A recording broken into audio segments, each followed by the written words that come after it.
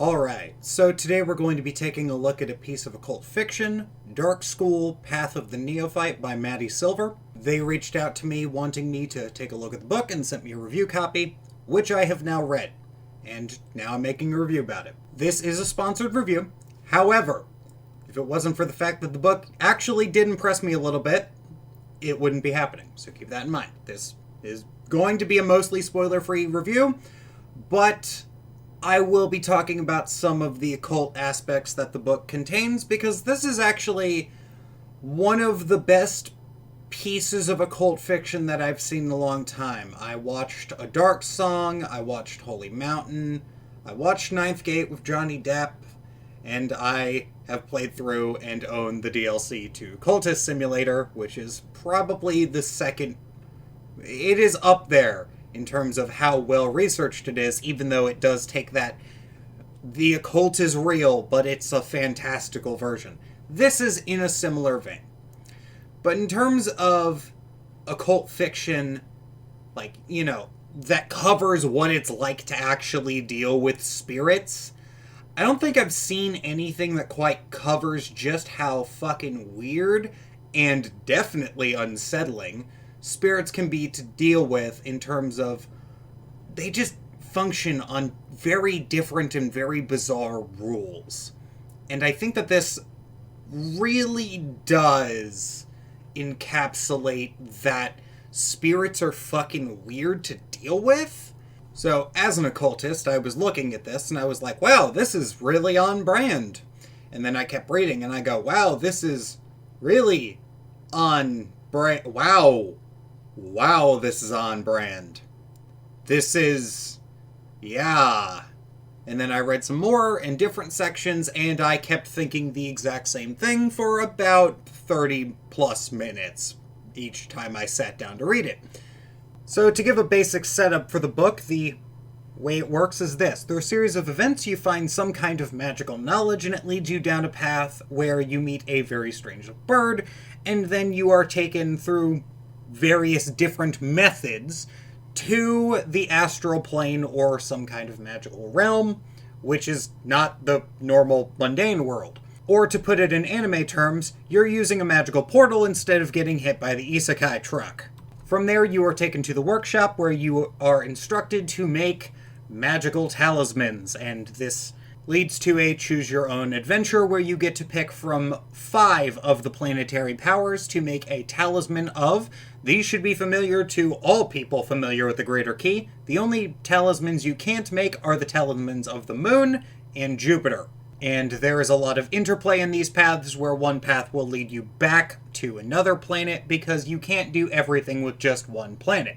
You can try, but that doesn't work in both this story and in real life. Couple key things to note here. 1, this is not structured like a normal book, and I kind of love that. 2, this book is very well researched. It is incredibly well researched, actually. You'll often see fiction works use the goetic demons as antagonists, or depending on the game, allies, but you very rarely see other grimoires referenced. You might see the Keys of Solomon referenced, but never to this degree. This book really just, the first thing you encounter is, depending on what you do, you will always encounter one of the Pentacles of Solomon. And then you will encounter the goetic demons, and then so on and so forth. There is a lot of interesting puzzles, and I'm using puzzles loosely because it's really just a cipher script, but it threw me for a loop when I saw it, because I was not expecting the level of magical realism in this book. Now, it does do the occult is dark and the occult is mysterious thing, but it does it in a much more direct way. It's not so much that the occult is dark and mysterious, it's more that you are new to this world and you just don't understand its rules. However, much like in real life, the rules of occultism and magic are very clear and very well defined in this world. It's just that you don't know them, which is where the title of the book comes from. This is the story of you going from being a neophyte to knowing what you're doing. And as such, you're going to have a little bit of a mishap. However, keep in mind that this book does have some very, very good depictions of how fucking scary spirits can be. And it also has, I mentioned the Greater Key of Solomon. It also has just straight up the Ars Pauline tables, which, while I'm not a fan of the book itself, I am very happy to see the tables here. So, that is me raving about how well studied the book is, but what do I actually think? What do I think about the book? Do I actually like this book? The answer to that question is yes. This review wouldn't be happening if it wasn't, but let me kind of explain why a little bit. The way that the book is structured and the way that events play out, depending on which path you choose, reminds me a lot of different things that occurred when I was starting out in my practice.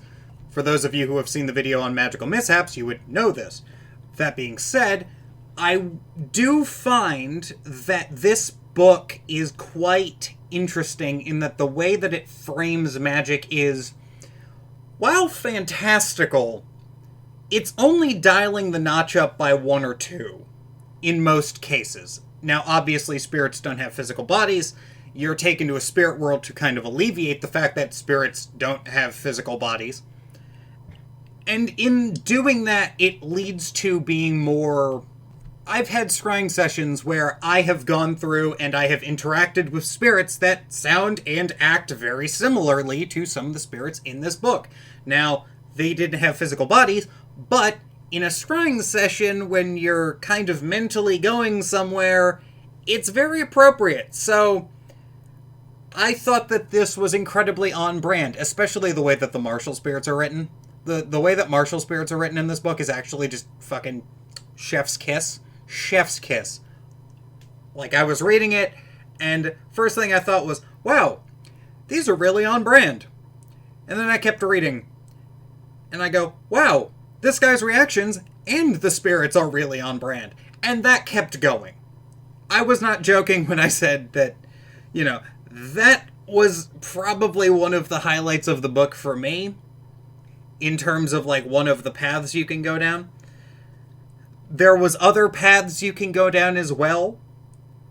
I thought that the way that they showed off the solar spirits being arrogant, prideful bastards, it was pretty funny, because depending on what kind of solar spirit you get arrogant, prideful bastards, and it's pretty great.